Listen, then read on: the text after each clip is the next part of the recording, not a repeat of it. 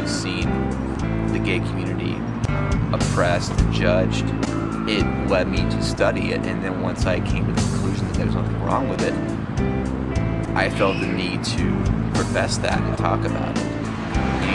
You need to stand up and talk about it.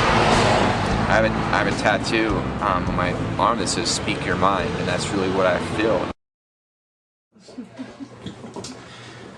Welcome to Revolution. My name is Mark, and Jay is not here right now. He is back in Charlotte. We're starting a church in Williamsburg, Brooklyn, and we're just trying to meet people where they're at. We meet in a bar. We meet in a bar called Pete's Candy Store, and we're here for the community. We're here for everybody. People that read the Bible for face value believe that it condemns homosexuality and it says that it's wrong.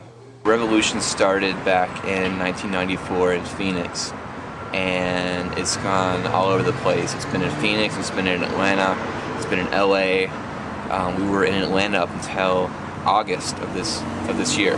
Leviticus 18:22 says, You shall not lie with a male as with a woman. It is an abomination.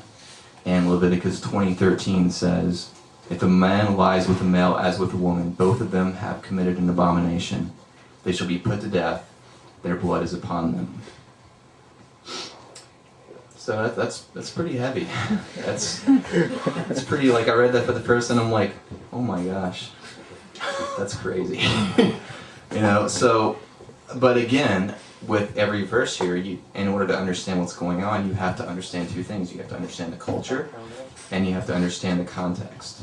The one in Atlanta was meeting at a bar. They just got their own building recently, so they have their own facilities now. The one in Charlotte is actually meeting at the Milestone Club, which is a very, like, iconic punk rock club in downtown Charlotte.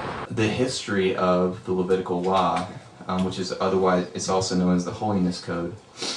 It was written by the Jewish priest for their people, for the Jews, during Babylonian captivity, which was around the 6th century BC. Whether you're meeting in a bar or a warehouse or a traditional church building, you can talk about grace. You know, for us, for Jay and I personally, we were just more comfortable meeting at a bar because that's just who we are and that's where we're at. What else does the Levitical law condemn? It also condemns men who shave their beards. It also condemns working on the Sabbath, otherwise known as Saturday. And it also condemns wearing clothing made from two different fibers, or two different types of fibers. So, for example, Old Navy Performance Fleece V-neck. That's okay. Old Navy striped V-neck sweater. Not okay. We've lost quite a bit of our funding financially. We've lost congregants, people stopped coming. We've gotten some interesting emails and letters from people, but that's the name of the game. It just happens.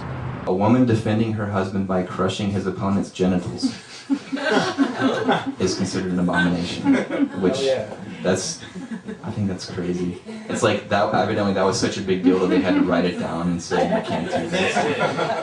Any agent of change, if you look back in history, any agent of change has to surmount fierce opposition.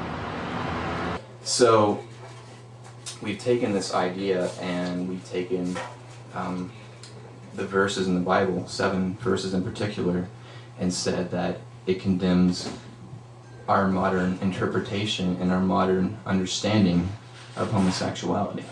Once you understand something to be different than what the majority of people understand it to be, then you need to voice your opinion.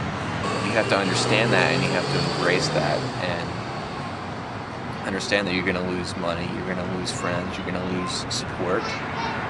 But if you feel strongly about an issue, that shouldn't be a determining factor. You need to stand up for what you believe because you believe that.